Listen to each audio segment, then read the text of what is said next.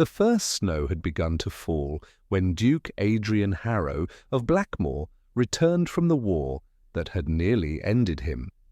The carriage creaked along the road that wound through the northern moors, the horses snorting clouds of steam into the bitter dusk. From within, he watched the landscape pass like a ghost, bare trees, black earth, and far in the distance, the pale flicker of the sea. It was not the home he remembered. Nothing was. The Duke had once been a man of brilliant laughter, of riding hunts and midnight waltzes, of speeches that made soldiers believe they could not die. Now he limped when he walked, his right leg bound in linen beneath his uniform. His hand bore scars where fire had kissed it, and a faint line crossed his jaw like a reminder from death itself. Yet none of these wounds pained him as much as the silence that followed him everywhere he went. When the carriage reached Blackmore Hall, the old butler, Mr. Langdon, bowed so deeply that his voice shook. "Welcome home, Your Grace." "Home," Adrian murmured, stepping down into the snow. The word sounded unfamiliar in his mouth. Inside, the halls smelled of dust and cold hearths. Portraits of long-dead ancestors stared from the walls as if to ask what victory had cost him.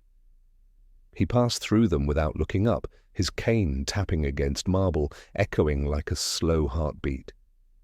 In the great drawing-room the fire had been lit in anticipation of his arrival, but its warmth could not reach him.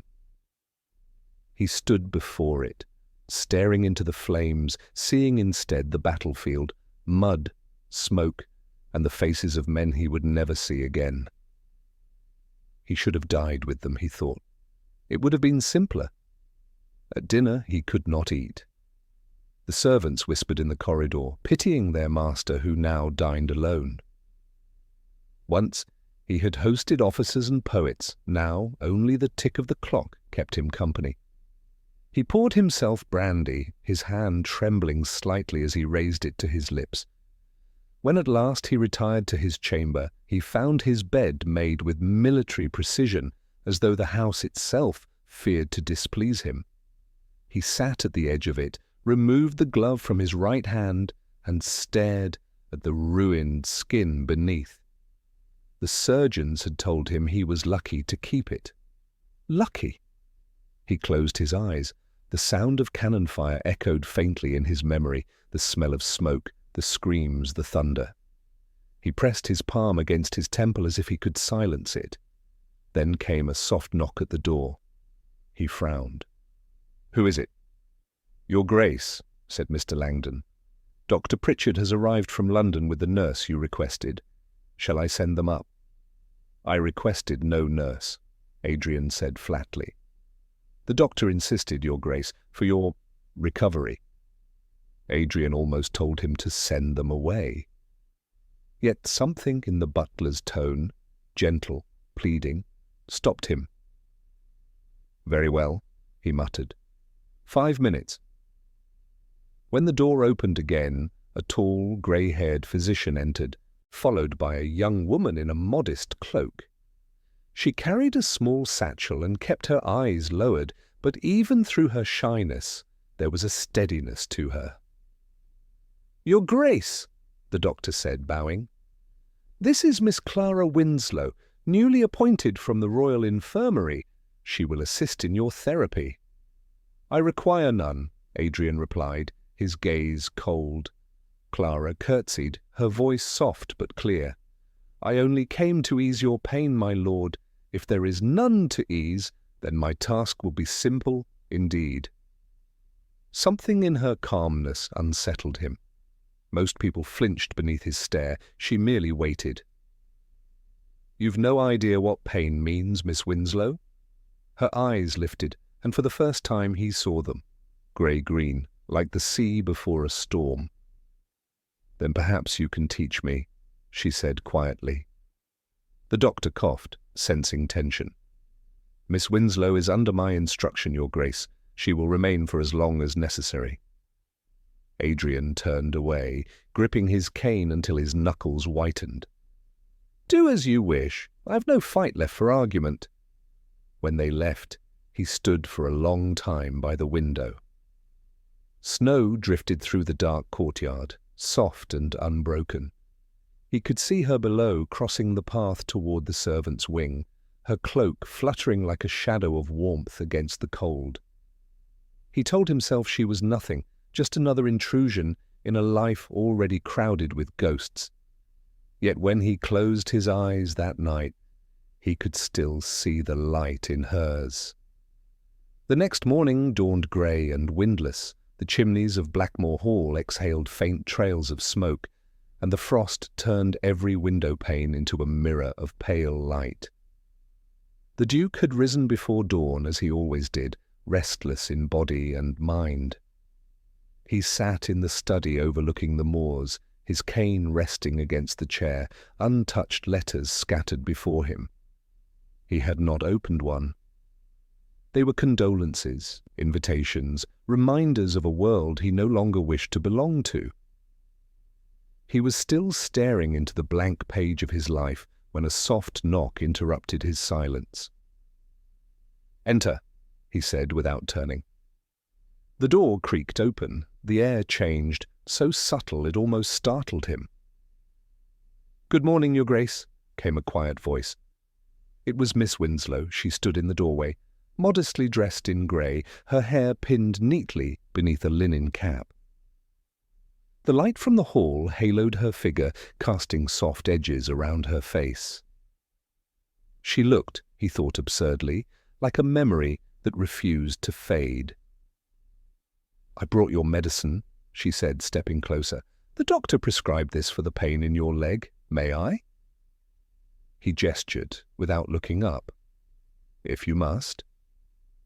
Her hands were steady as she measured the tincture into a cup. The faint scent of lavender clung to her. It was not perfume, he realized, but something gentler. Soap, perhaps, ordinary, human. When she handed him the cup, their fingers brushed. He stiffened instantly, a reflex born of too many years on edge. She did not apologize, only met his gaze briefly, as if acknowledging the unspoken apology he would never utter. "You fought in France," she said softly. His eyes narrowed. "You've been speaking to the staff." "I read the newspapers once, Your Grace. Your name was there. They said you led men who should never have survived." His throat tightened. "They lied. None of them did." The words dropped like stones into the silence. Clara did not retreat. "You did." "Unfortunately," he muttered. She said nothing, but when she turned to arrange the bottles on the shelf, she began to hum. The sound was low and hesitant, almost as if she were unaware of doing it. A gentle tune, nothing grand, simply a thread of melody winding through the stillness. Adrian froze. The air around him seemed to shift again, alive with memory. "That," he began harshly, "is unnecessary." Her voice stopped at once. She lowered her eyes. "I beg your pardon, Your Grace. It's a habit when I work." He exhaled sharply, a hand pressed against his temple. "Do not do it again." But when she left the room, the echo of that soft hum refused to leave with her. He rose unsteadily, crossing to the window. Outside, the winter sunlight caught in the ice on the trees. It looked like fire trapped in glass. And in the reflection he saw something he had not seen in years. His own expression softened, uncertain. Later that afternoon he found her in the library dusting shelves. The great room was empty but for her, and she worked quietly, unaware that he watched from the doorway. She stood on a small stool, stretching to reach the top shelf, humming again under her breath. This time he did not stop her. The melody floated through the air, light and clear as candle smoke. There was no sorrow in it, no memory of death or war, only life. When she noticed him, she startled, nearly dropping the duster. "Your Grace, I didn't hear you come in." "Evidently not," he said, his tone dry but not cruel. "Do you always sing when you work?" She hesitated, then nodded. It helps me forget myself. And sometimes," she smiled faintly, "it helps others remember they are human." He said nothing, though his chest tightened at her words. As she stepped down from the stool, she lost her balance. He reached forward instinctively, catching her by the arm. The contact was brief, electric. Her hand clutched his sleeve, and for a heartbeat, time seemed to stop. The library, the dust, the cold wind beyond the windows, all vanished. There was only the warmth of her skin against his. When she righted herself, she murmured, "Forgive me." "You should be more careful," he said quietly. "Blackmore has taken enough lives already." She looked at him then, truly looked, and said softly, "And yet perhaps it is trying to give one back." Her words struck him harder than any blow on the battlefield. He stepped back as if the air had grown too thin to breathe. When she was gone, the Duke stood alone amid the old books and fading light. For the first time in years, he realized that the silence he'd built around himself was not protection. It was a prison, and that gentle, uninvited song had cracked the walls. That night, the storm rolled in from the coast, wrapping Blackmore Hall in wind and thunder. The walls groaned like old bones. In the east wing, where no one but the Duke resided, candlelight flickered against the high ceilings, throwing shadows across the carved oak panels. Adrian did not sleep. Sleep had never been merciful. He sat in his chair by the fire, the same brandy glass untouched at his side, his hand clenching and unclenching as though holding something unseen. The fire hissed, and in its sound he heard it again, the roar of cannon, the whistle of bullets, the screams of men swallowed by mud and smoke. He saw Captain Lowell, his oldest friend, fall forward into his arms with a bullet through his throat. He saw the blood on his hands, bright and hot.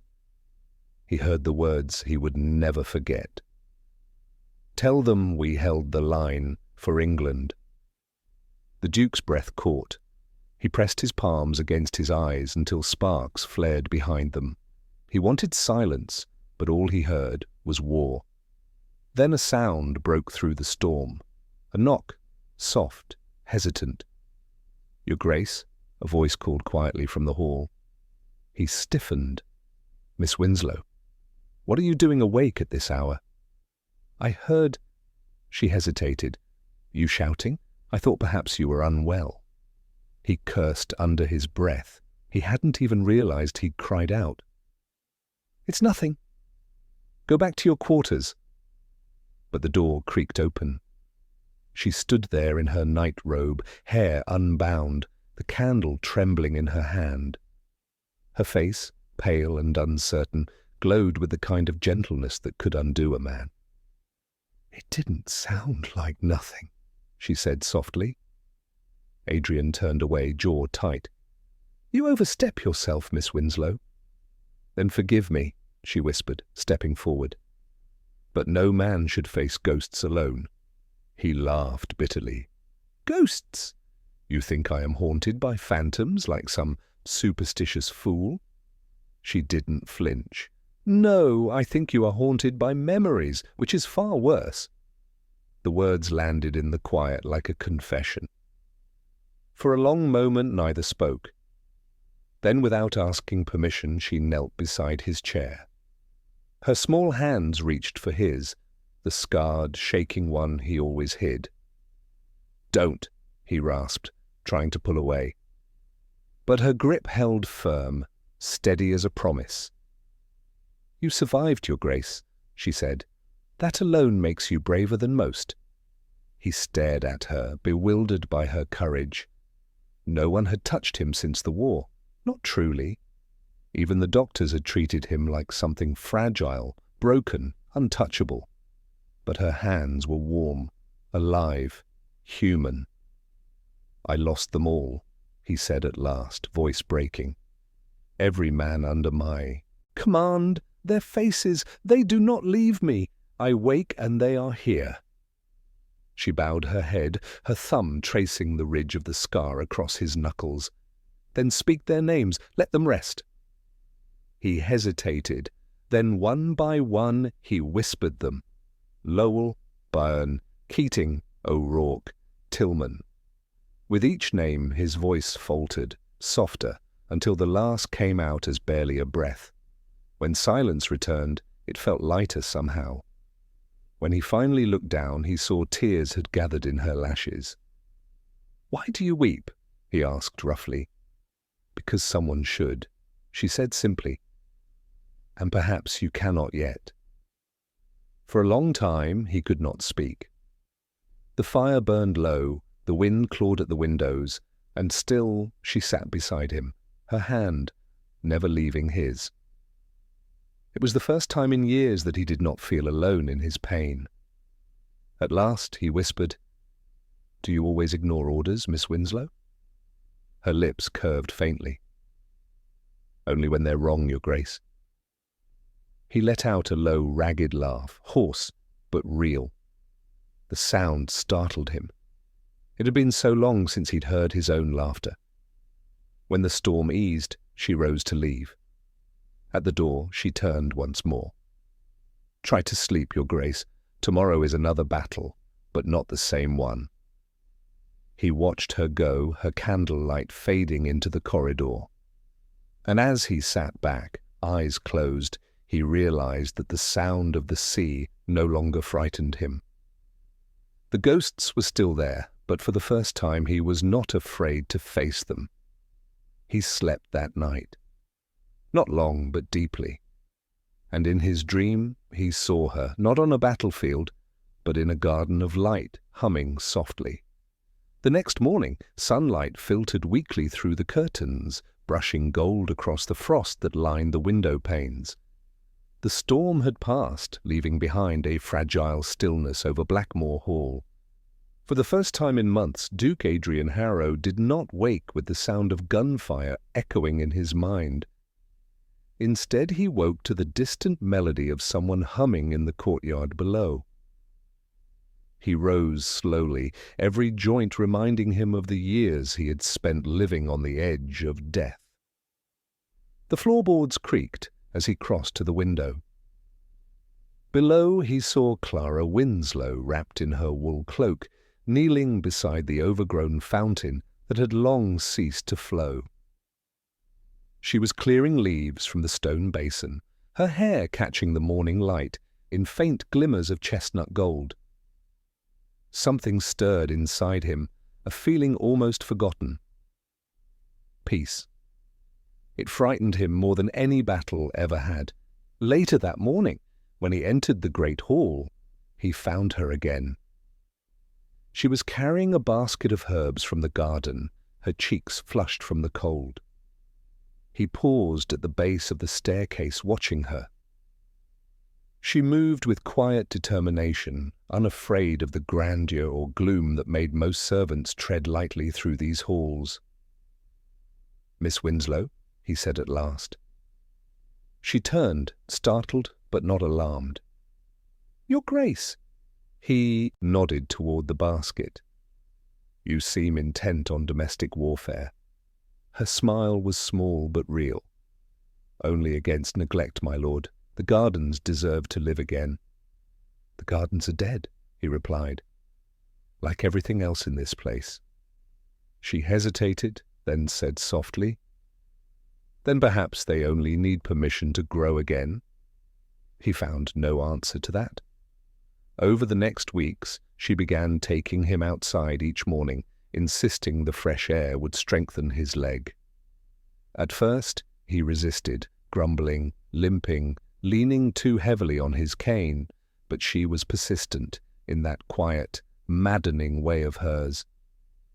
She would walk beside him through the frost-tipped hedges, speaking of simple things, the wildflowers that would bloom come spring, the stories of soldiers she had tended during the war, the songs she used to sing to the wounded when the pain became too much for them to bear. "Did it help?" he asked one morning. Sometimes, she said, not because it cured them, but because it made them feel human again. He stopped walking then, his gaze unreadable. And what of the ones who could not be made human again? She looked at him, steady as ever. Then you hold their hand until the end, and remind them they were once. Her words stayed with him long after. Soon the walks grew longer. The garden began to change under her touch. She coaxed colour from the earth, swept away the decay, and by the second month, new buds had begun to push through the soil. The Duke found himself drawn to the garden even when she was not there. The scent of rosemary, the soft clink of her watering can, these things became his new rhythm. One afternoon, as they walked together along the old rose path, his cane slipped on the wet stones. Clara reached instinctively to steady him, her hand slipping into his. He froze. For a heartbeat, the world was utterly still, the sea wind hushed, the crows silent, the grey sky holding its breath. I'm sorry," she whispered, pulling back. "Don't," he said quietly. His hand closed gently over hers. "You've nothing to apologize for." Their eyes met, and in that fragile moment, neither was the master nor the servant. They were simply two wounded souls finding the faintest trace of life again. A few days later, he found her in the music room, sweeping the dust from the piano that had long stood covered. "No one touches that instrument," he said from the doorway, voice sharp with old pain. She straightened. "Forgive me, Your Grace, I meant no harm." "That piano belonged to—" He stopped himself, the word lodged in his throat. "Someone who loved music too much." "I understand," she said quietly. "I only thought, sometimes the things that hurt us most are also the things that heal us." He looked at her then, truly looked. For the first time he saw not a nurse, not a servant, but a woman whose gentleness was stronger than any weapon he had ever carried. When prohibited stopped, she left. He approached the piano, brushing the dust from its ivory keys. His reflection stared back from the polished lid. A man not yet whole, but no longer lost. That night, as he stood at his window, he heard it again, her voice, faint and steady, singing somewhere in the courtyard. This time he did not silence it. He let it fill the halls of Blackmore until the house that had once been a tomb began at last to breathe again. Spring crept quietly across Blackmore Hall, softening the frost on its stones and sending sunlight filtering through windows that had long forgotten warmth. The roses in the garden bloomed again, fragile, pale things, but living. For the first time in years, laughter was heard in the manor, though faint and fleeting. It came not from the Duke, but from Clara Winslow, whose light steps had begun to echo through the corridors like the ghost of happiness itself. But where warmth grows, so too do whispers. The servants began to talk. The Duke, once feared and distant, now walked the gardens every morning with the nurse who tended his wounds. He spoke to her softly, sometimes even smiled. To those who had served him through his darker years, it seemed unthinkable. "She's bewitched him," one maid said as she polished the banister. "Nonsense," said another. "She's simply kind. He's forgotten what kindness feels like." "Kindness," the cook muttered, "can ruin a man faster than war." The rumours reached Lady Margaret Harrow, the Duke's elder sister, within days. Margaret was a tall woman of strict composure and sharper judgment, a widow who believed grief should be worn like armour, never shed. When she returned to Blackmore from London and found her brother walking arm in arm with a servant through the rose archway, her face blanched with disbelief. That evening, as the hall candles burned low, she entered his study unannounced. "Adrian," she said curtly, "I hear troubling things." He did not look up from his ledger. "Then you should stop listening." Her heels clicked across the marble floor. "They say you've allowed a nurse to become familiar." His pen paused mid-stroke. "Her name is Miss Winslow." "Her name," Margaret snapped, "is irrelevant. She is a servant." "She is also the reason I'm walking again." "She's overstepped her station," his sister said, folding her arms. "It is one thing to tend to your wounds, but quite another to charm you into forgetting who you are." Finally, he raised his gaze. His eyes, usually so calm, burned with quiet warning.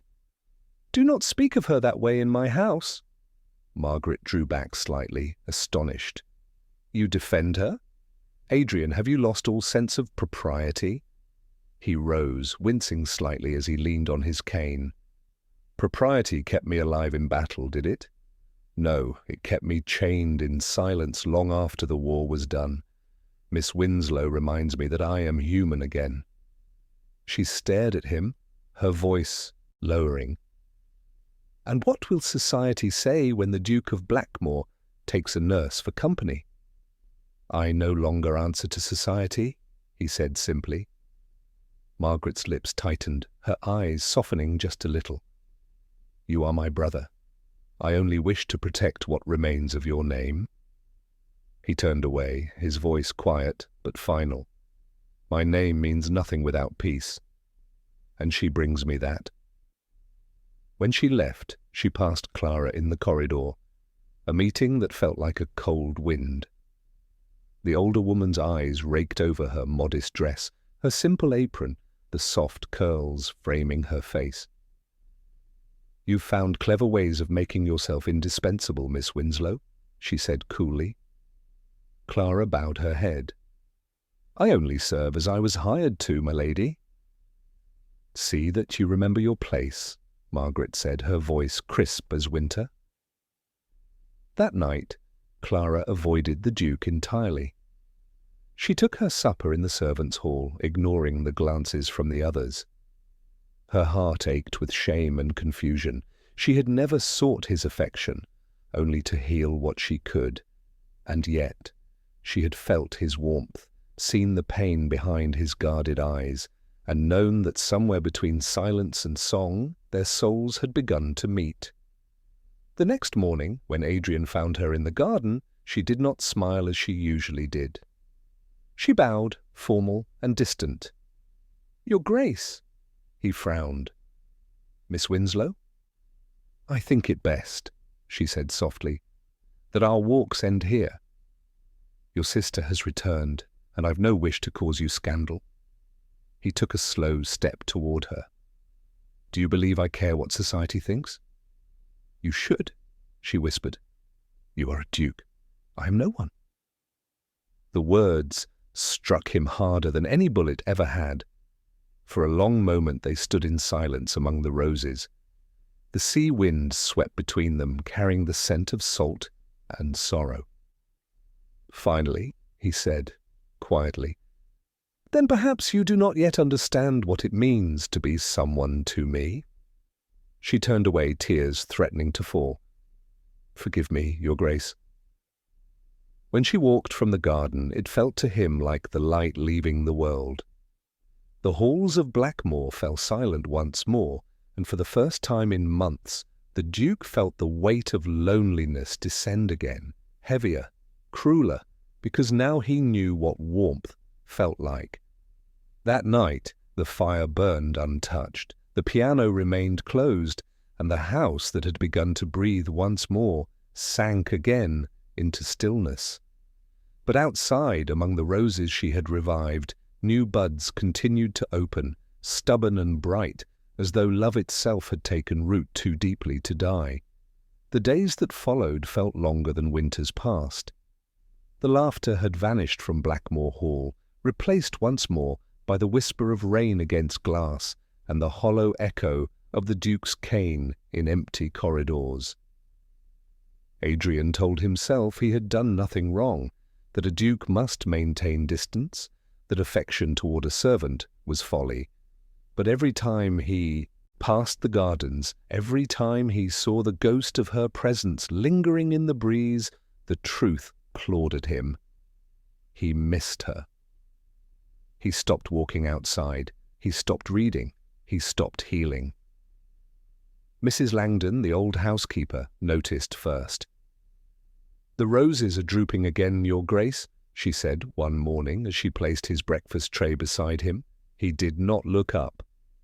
"Then let them." She sighed softly. "Forgive me, but Miss Winslow's absence seems to have wilted more than just the flowers." He met her gaze sharply, but there was no anger, only grief. "She made this house alive again, and I—" "Let her go." Mrs. Langdon hesitated. "She did not go far, Your Grace. She's taken a position in the village, helping with the injured from the spring floods." His hand froze around his teacup. "Floods?" "Yes, sir. The river broke its banks last night. Some say the lower cottages may not stand another storm." By evening, the wind had begun to howl again, sweeping across the cliffs in wild fury. Rain lashed the windows like thrown stones. The storm that came was unlike any the village had seen in years. Rivers swelling, bridges breaking, the world drowning beneath grey. When the first servant burst into the drawing room, soaked and pale, Adrian was already standing. "Your Grace, Miss Winslow, she's gone out to the river. They say a child was caught near the edge. She ran to help." For a heartbeat, Adrian felt the world still, like the moment before battle when everything narrows to one thought. Then he moved, fast, purposeful. "Prepare the horses," he ordered. "Now! Your leg! Damn my leg!" he thundered, grabbing his cloak from the chair. "She saved my life when I'd forgotten how to live. I'll not sit idle while she risks hers." The stables erupted into motion. Within minutes, the Duke rode into the storm, rain slashing his face, the wind howling like cannon fire. The path to the river was half flooded, the ground soft and treacherous. Twice his horse stumbled, but he urged it on, his mind a single prayer. Let her live. When he reached the riverbank, chaos greeted him. Villagers shouted through the wind, ropes snapping, debris rushing past in the torrent. Lanterns flickered in the dark, revealing the desperate scene, men wading waist-deep in freezing water, calling for a child. And there, on the far side of the broken bridge, stood Clara, skirts soaked, clutching a trembling boy against her chest as the current surged around her. "Clara!" he shouted, voice raw. "Clara, come back!" She looked up, startled, her eyes wide even through the rain. "The bridge! It's gone!" "Stay where you are." He leapt from the horse, pain shooting through his injured leg, but he ignored it. He grabbed a rope from the villagers and tied it around his waist. "Your Grace, you'll be swept away," someone cried. "Then you better hold fast," he growled, plunging into the icy water. The current was brutal, slamming against his chest, but he pushed forward, each step a battle against nature itself. The water rose to his shoulders, freezing breath from his lungs. He reached her just as her footing slipped, the child screaming. "I've got you!" he shouted, seizing her arm. She clung to him desperately, the child caught between them. "Adrian, hold on!" With every ounce of strength left in him, he pulled them toward the rope, shouting for the men to haul. The current fought like a beast, dragging them down, but he refused to yield. His leg burned, his lungs screamed, but still he held her. And then, solid ground, they collapsed together on the bank, gasping, drenched, alive. The villagers cheered faintly through the rain as the child was carried away to safety. Adrian turned to her, brushing wet hair from her face. "You fool," he rasped, half laughing, half crying. "You could have died." Her lips trembled. "I couldn't let the boy drown." He cupped her cheek, his thumb trembling. "You should have let me come with you." "You hate storms," she whispered. "Not anymore." His voice softened. Not if they lead me back to you. Lightning split the sky above them, and in its silver light he realized what the war had truly stolen from him. Not his strength, not his title, but his willingness to feel. And in her eyes, so fierce, so alive, he found it again. He kissed her then, rain and tears indistinguishable, the world collapsing into that single moment of life reclaimed. When they returned to Blackmore Hall, the storm began to fade, the wind gentled, the waves fell quiet, and somewhere in the distance, dawn began to break, a pale, fragile gold like hope reborn. By dawn, Blackmore Hall was bathed in muted gold, its drenched stones glistening in the morning light. The storm had passed, leaving behind a hush so profound that it felt almost holy. Inside the great manor, fires crackled in every hearth again, and the scent of rain-soaked earth drifted in through open windows. In the Duke's chamber, Clara Winslow sat by the fire, wrapping a bandage around Adrian's arm. His tunic lay discarded beside the chair, the soaked fabric a testament to their ordeal. His skin, bruised and scarred, gleamed in the flickering light. He watched her work in silence, her brow furrowed, her hands gentle but firm. Every touch sent a pulse through him, not of pain, but of something he had not felt in years. Life. "You should rest," she murmured without looking up. "I've done little else for months," he said quietly. "Resting accomplishes nothing." "It healed you." He smiled faintly. "No, Miss Winslow, you did that." She froze, her hands pausing mid-motion. The fire popped softly, and in that moment, the air between them felt alive with unspoken truth. "I did nothing any nurse would not have done," she said finally, though her voice shook slightly. He leaned forward, his tone low but steady. "You tended wounds no physician could reach." Her eyes lifted to meet his. "You speak as though I saved you." "You did," he said simply. "You came into this house of ghosts and reminded it that warmth still exists, that I still exist." She turned away, pretending to busy herself with the gauze, but her fingers trembled. "I was only doing my duty." "Then let me thank you properly," he said softly. "How?" He hesitated, his voice dropping to a whisper. "By telling you the truth." Clara's breath caught. "Your Grace." "My name," he interrupted gently, "is Adrian. Say it." Her lips parted, unsure. "Adrian!" The sound of it, soft, hesitant, reverent, was the most beautiful thing he had ever heard. "Before the war," he said, staring into the fire, "I believed courage meant not feeling fear. But in truth, courage is what you've shown me every day, facing pain, loneliness, and the world's cruelty, yet still choosing kindness." She shook her head. "You give me too much credit." He smiled faintly. "And you give yourself none." For a long moment, there was only silence, save the faint crackle of the fire. Then he rose, slowly, carefully, and knelt before her. "Your Grace, please don't," she began, but he silenced her with a look that was neither command nor plea, but something far deeper. "You think yourself lesser because of station," he said, his voice trembling.